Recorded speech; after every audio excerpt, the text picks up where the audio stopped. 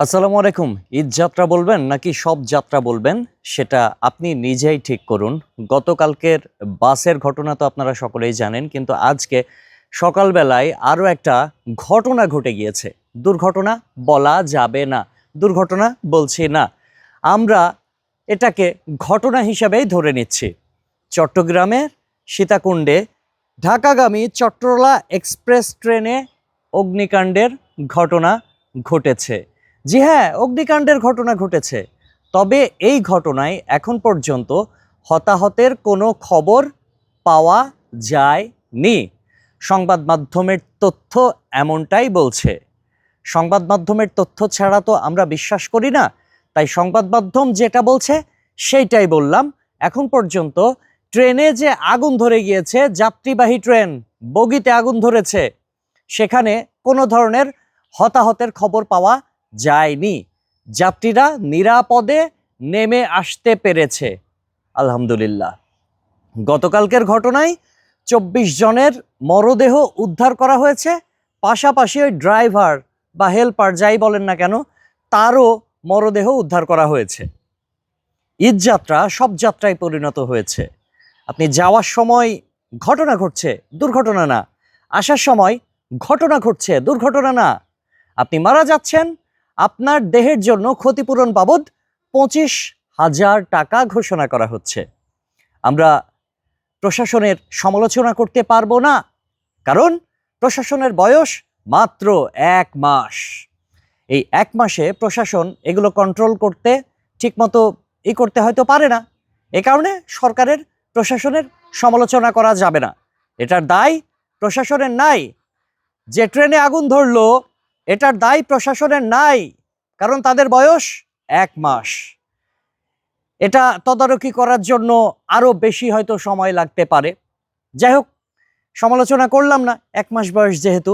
অন্যদিকে আমরা আরো একটা সংবাদ মাধ্যমের তথ্যগুলোই দেখি যে আজকে লিড নিউজ আসলে হওয়ার কথা ছিল এমন, মহান স্বাধীনতা দিবস আজকে, এরকম হওয়ার কথা ছিল। স্বাধীনতা দিবসের দিনে আমরা কি করব? স্বাধীনতা দিবসের খবর পড়ব, এই তথ্যগুলো আপনাদেরকে জানাবো। কিন্তু এই যে সব যাত্রার খবর আপনাদেরকে জানাতে হচ্ছে, শোক যাত্রা শোকে পরিণত হচ্ছে ঈদ যাত্রা। এর আগে কি ঘটলো? ওই যে কুমিল্লায় ক্রসিং এর সময় বাস আর ট্রেনের সংঘর্ষ হলো, 1 ডজনের বেশি মানুষ মারা গেল না? সেখানে কি ঘটেছে? ওই যে লাইনম্যান 1,000 টাকা লেনদেন করেছিল, বুঝছেন, ঘুষ দিয়েছিল, দিয়ে অন্যত্র চলে গিয়েছিল বা ট্রান্সফার হয়েছিল, এরকম কিছু একটা খবর দেখলাম খবরের পাতায়। এখন আমরা গুরুত্বপূর্ণ একটা খবরে চলে আসি, সেটা হচ্ছে স্বাধীনতা দিবসে জাতীয় স্মৃতিসৌধে রাষ্ট্রপতি ও প্রধানমন্ত্রীর শ্রদ্ধা। জাতির গৌরবময় ইতিহাসের অন্যতম অধ্যায় মহান স্বাধীনতা ও জাতীয় দিবস উপলক্ষে সাভারের জাতীয় স্মৃতিসৌধে 1971 সালের মুক্তিযুদ্ধের শহীদদের প্রতি গভীর শ্রদ্ধা নিবেদন করেছেন রাষ্ট্রপতি মোহাম্মদ শাহাবুদ্দিন ও প্রধানমন্ত্রী তারেক রহমান। সংবাদ মাধ্যমে এটাও একটা গুরুত্বপূর্ণ লিড নিউজ, এটা না পড়লে আসলে হয় না। আজকে মহান স্বাধীনতা দিবস, সেটা তো রয়েছেই, তবে আজকে শোক দিবসও তো হতে পারতো, তাই না? রাষ্ট্রীয়ভাবে দেশের মানুষ শোকে বিহ্বল আছে। আজকে স্বাধীনতা দিবসের দিনে একটা আলাদা শোক দিবসও হওয়া উচিত ছিল। এটা আমার ব্যক্তিগত অভিমত, আপনি বলতে পারেন যে আমার এটা মনে হয় যে সরকারের উচিত ছিল বা জাতীয়ভাবে এটা ভেবে দেখা উচিত ছিল। আমরা তো মুখ্য সূক্ষ্ম মানুষ, এত ভালো কিছু বুঝি না। রাষ্ট্রীয় গুরু দায়িত্বে যারা রয়েছেন তারা কিন্তু চাইলেই একটা শোক বার্তা অন্তত দিতে পারতেন। কেন দিলেন না সেটা তারাই হয়তো ভালো জানেন। তবে এই ব্যাপারটা আমার কাছে অনেকটাই দুঃখজনক মনে হয়েছে। আজকে স্বাধীনতা দিবসের দিনে একটা শোক বার্তা কি দেয়া যেত না? কেন দেয়া হয়নি, কি জন্য দেয়া হয়নি, সেটা ওনারাই ভালো জানেন। তবে ঈদ যাত্রার ঘটনাগুলো একটু দেখুন। মার্চ মাস, অগ্নিঝরা মার্চ, আসলেই অগ্নি ঝরছে। আজকে সকালবেলায় ট্রেনে আগুন ধরলো, চট্টলা এক্সপ্রেস ট্রেনে। গতকালকে ফেরিতে ওঠার সময় বাসের যে ঘটনা, সেটা তো আপনারা নিশ্চয়ই প্রত্যেকে দেখেছেন। শোকে বিহ্বল হয়েছেন, হতভম্ব হয়ে গিয়েছেন। আমরা প্রত্যেকে তাই হয়েছি। সেখানে একটা শোক বার্তা আমরা আশা করেছিলাম, কিন্তু সেটা হয়নি। যাই হোক, এদেশে জীবনের দাম কমতে কমতে কমতে কমতে 25,000 টাকায় ঠেকেছে। যাক, তাও তো 25,000 টাকা। একজন গার্মেন্টস কর্মীর বেতন কত? 25,000 টাকার কম পার মান্থ। তো সেই হিসেবে একজন মানুষের যখন দুর্ঘটনায় মৃত্যু হয় তার দাম 25,000 টাকা, আহত হলে 15,000 টাকা। এটাই, এর বেশি আসলে কিছু না। আপনার জীবনের মূল্য এখনো আছে, সেই মূল্যটা 25,000 টাকা। গতকালকে যারা নিহত হয়েছে তাদেরকে 25,000 টাকা করে দেয়া হবে, মানে তাদের পরিবারকে দাফন কাফন, তারপরে ওই যে দেহ গ্রামে নিয়ে যাওয়া থেকে শুরু করে একটা নর্মাল যে হাত খরচ সেটা দেয়া। কিন্তু ক্ষতিপূরণ আসলে এটাকে বলা চলে না।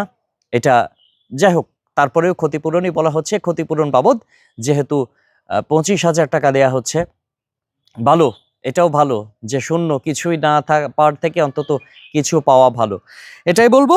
এবং চট্টলা এক্সপ্রেসওয়েতে আজকে সকালবেলায় আগুন ধরলো। এটা অগ্নিকাণ্ড, ওই যে পাওয়ার বগি রয়েছে সেখানে আগুন ধরেছে এরকমই বলা হচ্ছে আগুনের সূত্রপাত।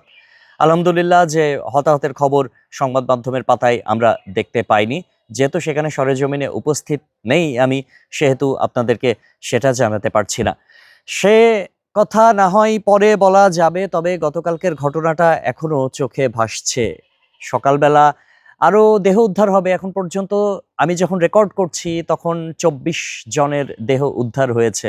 গতকালকে বলেছিলাম নিহতের সংখ্যা মিলাই নিয়েন 33 নয়তো 43, ওইদিকে যাচ্ছে। ঠিক আছে, অনেকে আরো নিখোঁজ আছে, অনেকে ভেসে চলে গেছে, সেগুলো তো আছেই। একটার পর একটা ঘটনা, আসলে কোনটা রেখে কোনটা বলবো এরকম অবস্থা হয়ে গিয়েছে। প্রিয় দর্শক, এবারের ঈদ যাত্রায় 8 দিনে সড়কে অন্তত 204 জন নাই।